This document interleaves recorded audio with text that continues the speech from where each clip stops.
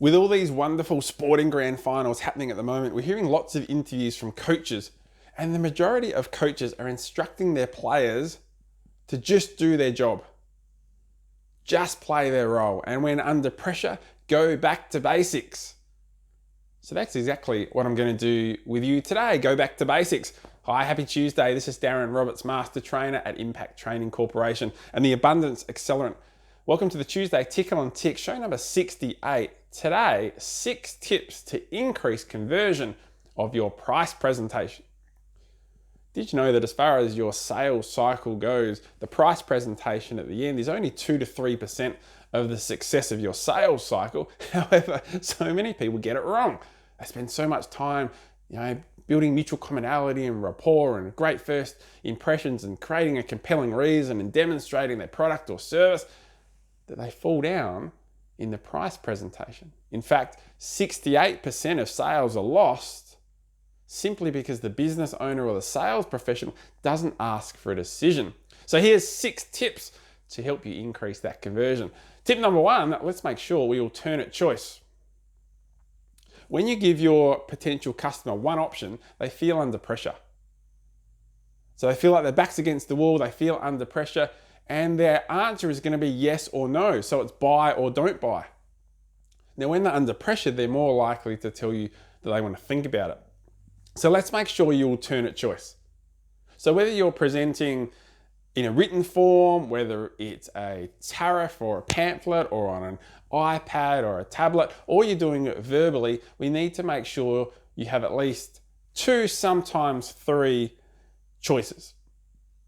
That means that when that person makes a decision, they're more likely to make the decision based on which way am I going to go, which means they're going to be a customer, versus do I buy or not. So don't give one choice. Let's make sure we give 2, sometimes 3. It'll increase conversion just simply by that. Now, by the way, if there's more than 6 numbers on a page or that you're talking through, the human brain will have paralysis by analysis and they won't move forward. You'll get objections with, I want to think about it, I'm not sure, I need to speak to my partner. So more than one choice, but no more than 6 numbers on the page. So traditionally 2 or 3 ways of moving forward as a customer. The second tip to increase conversion is to remove the sales killing words. So as you know, people buy emotionally and justify it logically. So we call it green brain. We need to sell emotionally. However, when we get to price presentation, people still fall into the trap of talking about red brain or logical sales killing words like joining fee, membership, pay, direct debit, administration, contract, terms and conditions. Now hear me strong, we need your customers to know exactly what they're getting into. We're not here to trick anyone, but of course we can change our language to be a bit more subtle or a bit less red brain. Like, for instance, instead of joining fee, it could be to get started. Instead of direct debit, it could be bit by bit. Now, by the way, let's also take the word dollars out of your price presentation. You're going to tell them what the price is, but take the word dollars out and don't even have the word or the symbol dollars written on your price presentation. You go to your fine restaurants in your state, you don't see dollar signs on the menu. It's Wagyu beef, 45. We know that it's $45, but it just says 45, often with a nice little picture of what it looks like to create emotion. Exactly the same with you. So let's remove those sales killing words while keeping our potential customers fully informed. The third tip is the sequence at which you talk about your different ways of moving forward. Let's say you've got 2 options you're going to present. Then we need to have a name of your product or service, not direct debit or paid in full or anything like that, a name of your product or service. The explanation of your name might be a length of a membership or a length of a term of agreement. And then of course the investment, as I said, take the dollar signs out. By the way, use the word just or only when you talk about the investment. It's just X per week, it's only X per year. Makes it sound a little bit smaller and no dollar signs. So making sure, to recap the first one, or the first 3, alternate choice. Make sure we take out sales killing words and make sure we have a name, explanation of name, amount, but then finish with emotion. So the first way is way A. You wouldn't call it way A, you put a name to it, way A. It includes X, Y, and Z.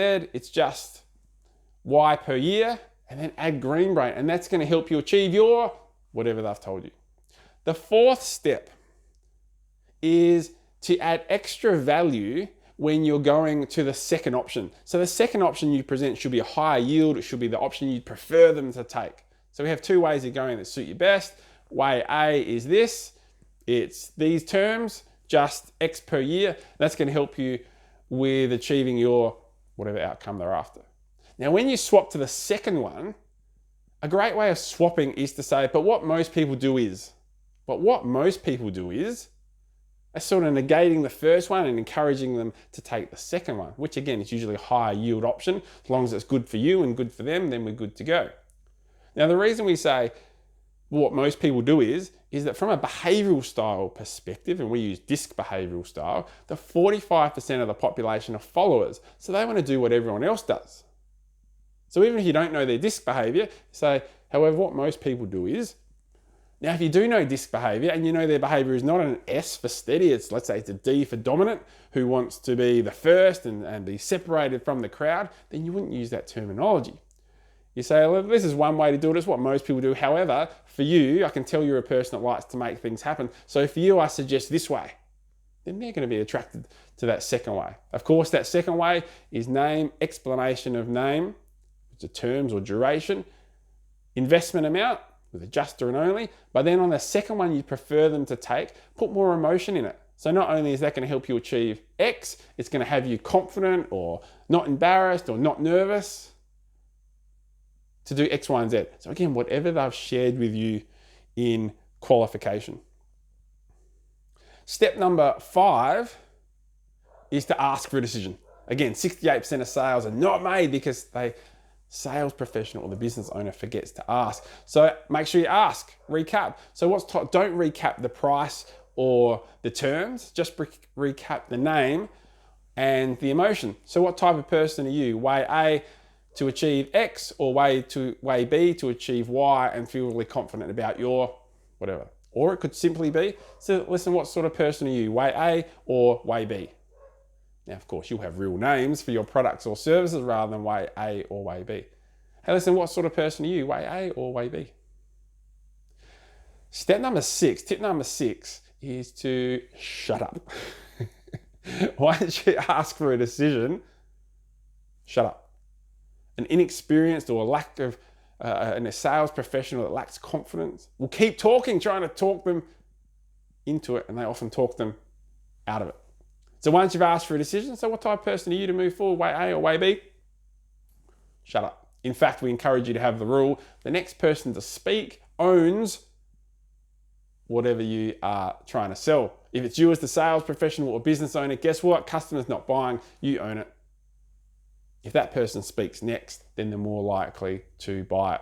So there's 6 tips to go back to basics to increase your conversion with your price presentation. I'd love you to come along and be part of our Sales Success Club as well. I invite you to do so. It's a completely free Facebook group where we do training every single week. Got some great tools in there as well for you to use within your business. So I'll put the link in below. Feel free to jump on there and you'll get some great skills and training come your way completely free, which is pretty exciting. So we don't always need to reinvent the wheel. Just like our grand final coaches, we're saying, hey, let's go back to basics. Let's make sure we do the fundamentals well first.